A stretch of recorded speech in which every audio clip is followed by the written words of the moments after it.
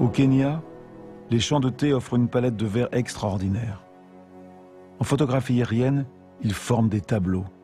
C'est ça que j'aime et que je recherche en permanence. Mais dans mon métier, je suis tous les jours confronté à des paradoxes qui semblent insolubles. Comme ces serres près du lac de Nevacha, par exemple.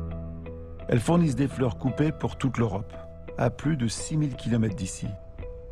Alors c'est l'avion pour les transporter, les pesticides pour les cultiver et la pollution du lac qu'ils entraînent, sans parler du pompage de l'eau pour l'irrigation. C'est une aberration écologique, mais ça donne de l'emploi aux Kenyans. Mal rémunéré, mais un emploi quand même. Et à côté, les bidonvilles se développent, comme celui de Nairobi qui est aujourd'hui le plus grand du monde.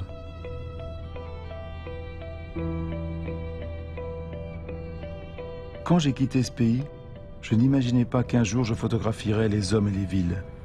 Mais aujourd'hui, si on s'intéresse à la nature, il faut forcément s'intéresser aux hommes et à leur impact sur la planète.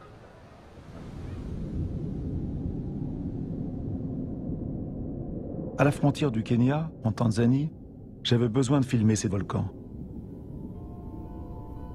Celui du Longai, avec ses épaisses fumées qui évoquent l'atmosphère primitive de la Terre des origines, et le volcan du Kilimandjaro, dont je n'ai pas reconnu le visage. Car la fonte très spectaculaire de ces neiges qu'on disait éternelles est un symbole du changement climatique et de l'impact actuel de l'homme sur la Terre. Au Kenya, il y avait tous les thèmes qui m'importent.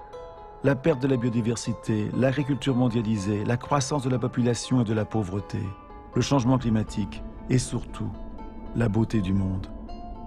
J'ai observé les signes de ces changements dans tous les pays de la planète. Après avoir passé des années à contempler, je veux transmettre. C'est pour cela que je suis retourné dans tous ces pays et que j'ai fait ce film Home. Je veux partager mes recherches, mes doutes et mes découvertes. C'était mon premier film, j'ai voulu trop en dire. J'ai trop filmé. Il me reste tant d'images que j'ai envie de vous montrer maintenant.